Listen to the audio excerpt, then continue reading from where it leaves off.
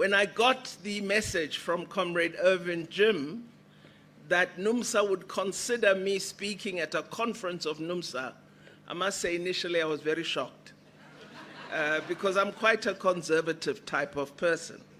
But I really thank NUMSA for the invitation and the opportunity to speak about some of the work that we do. I begin by thanking the comrades from Palestine who have spoken, and I greet them most warmly. Welcome to South Africa. I also greet Comrade Ronnie Casserols, a veteran who doesn't tire. I don't know where you get this energy. He sends me messages at 3 a.m., you must issue a statement on this. Why are you saying nothing on that? Comrade Ronnie, there you are. He takes advantage because he knew my father. He thinks that he's my father. But I'm very glad to be here. I begin by saying the world is a very troubled place, and I don't want us to pretend that it is easy. It's not. We are faced with a very challenged world.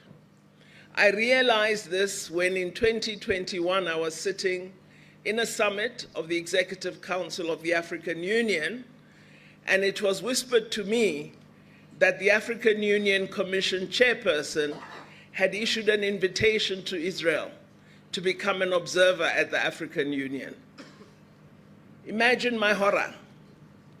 I decided at that moment that I would raise my arm and would propose that this decision be rescinded.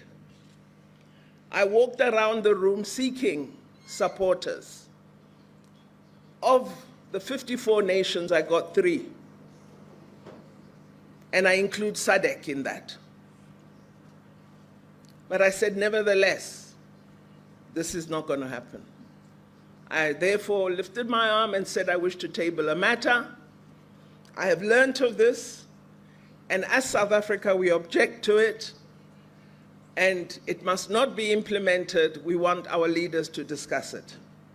And we will never accept it as South Africa, and while we appreciate the role that the Organization of African Unity played in us achieving our freedom as South Africa, this decision of the AU Commission chairperson will make us consider whether we can be present in the African Union.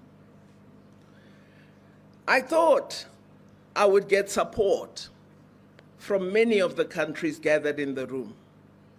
But what I discovered is that countries that are oppressors, that continue to be colonial occupiers, are using financial muscle to provide grant in aid to African countries and secure the depoliticized support of African countries for these oppressive nations.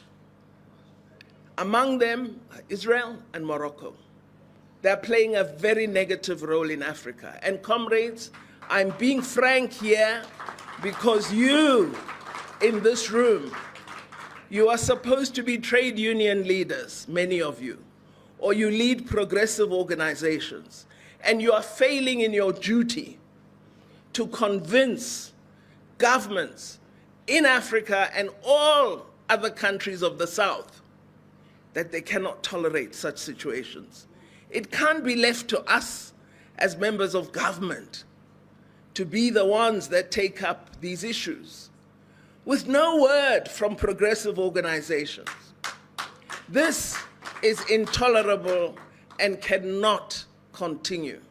So I'm hoping out of this conference that you are going to decide, rise up, rise up, rise up. Don't say what's Comrade Naledi doing. That decision on Israel hasn't been implemented, and it won't be while I'm still there. But what are you going to do? You should be talking to all progressive unions worldwide. The unions in the United States of America, weak or strong, should be making it clear to President Biden they don't appreciate his statement, which has led to the slaughter we are seeing today. The union movement in the United Kingdom should be doing the same. If we know our work. I have no idea what has happened to our organizational capability. Because as South African leadership, our trade union movement was able to marshal under the worst oppressive chains. We were able to marshal international solidarity of a kind that has not been seen since the struggle against apartheid. Where have all these progressive leaders gone and why? Why are we not able to organize? Why are we only sitting in a room as 300? There should be 3,000 here.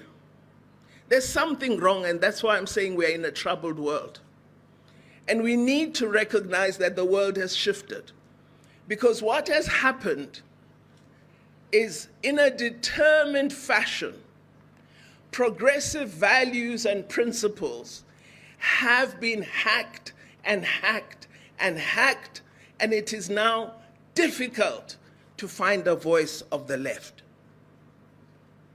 And we need to revive. We need to organize. We need to be smart.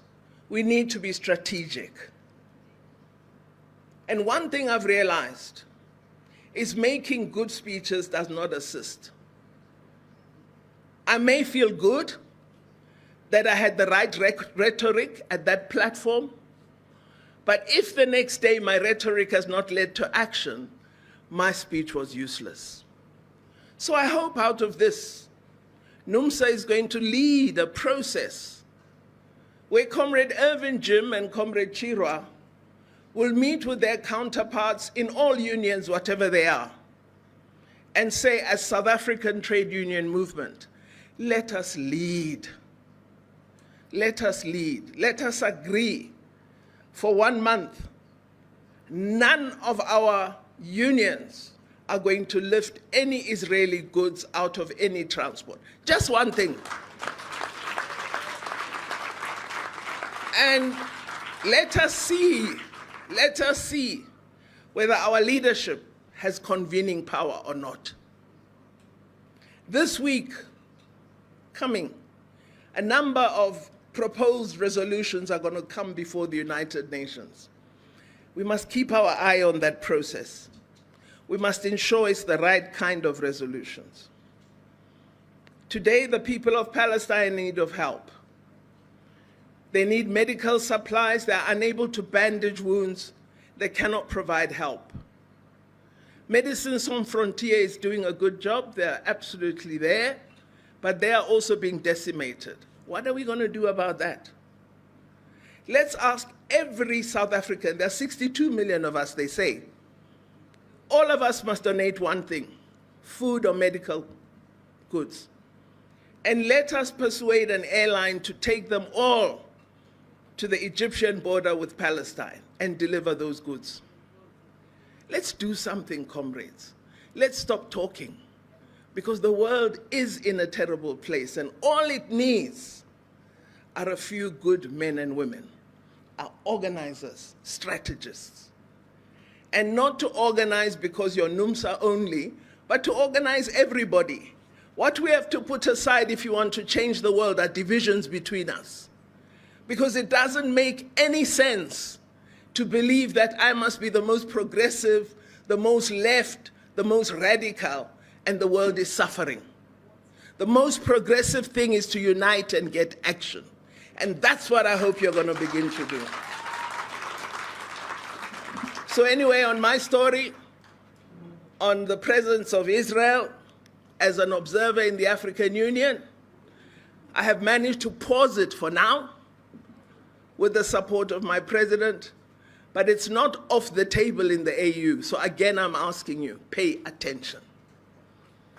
Having said that, because I prepared very hard, I'm going to present my speech. And I begin by saying, one of the things we must realize is the developing South is caught in the middle of rising global tensions. I know it is not correct to speak of the South as though it's a homogeneous entity. But from my experience, I can say to you, it is the region that most hopefully has the basis and foundation for the kind of radical shift we need. So I look to countries of the South, not the North. And I think it's important that we do that. What we are seeing in the world is an increasing pushback against the forces that seek to promote collective action, international solidarity, and global cooperation. We see the re-emergence of tendencies toward right-wing nationalism, unilateralism, and populism as an ongoing trend. Comrades, another assignment, engage the media.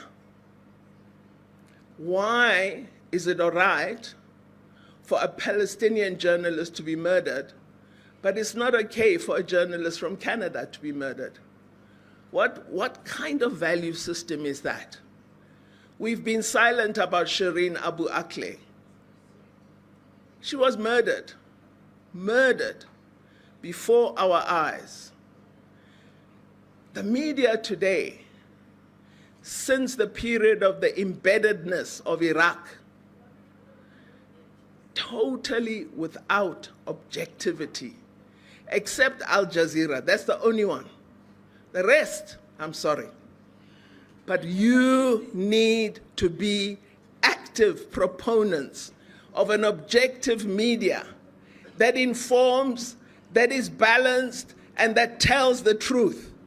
Not a media that lies and tells you a quarter of the story. So we've got to address all these things. What we see in the globe today is widening inequality. And we know that the economy of the globe continues to deliver inequitable and unjust outcomes. Developed countries have selectively opted out of the observance of international law, while they continue to insist that rules must be implemented by developing countries, even at the cost of providing services to their people. Just last year, Ghana was facing an incredible financial meltdown. They approached the IMF. And this year, the IMF has suddenly reported that Ghana is going to see amazing growth after they received loans from the IMF.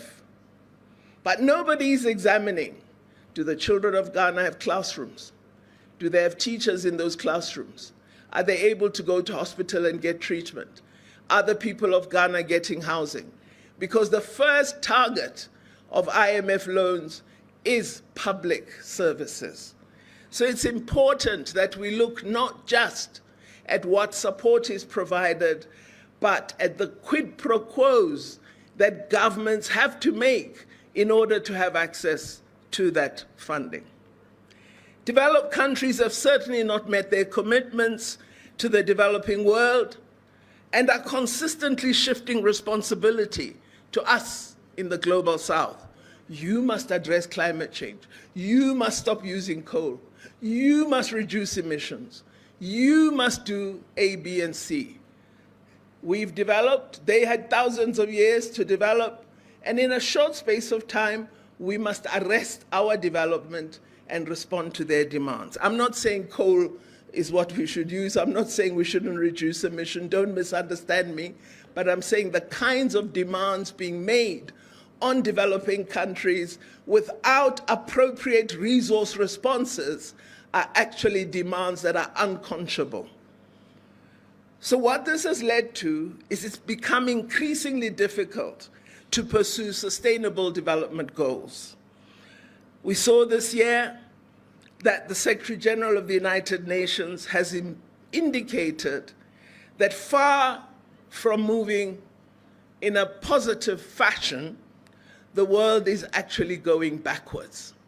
We now have more poverty, more inequity, more joblessness. So the fundamental crises of our time call for international responses, in our view. If we accept that the world is increasingly more fragmented, it provides an opportunity for those concerned with economic justice, yourselves, to work toward creating a genuinely progressive alternative. Progressive forces around the world need to push for multipolarity and a strengthened, fairer, and more inclusive multilateralism by exerting more influence on global debates. We should not be silent. We should be having loud views.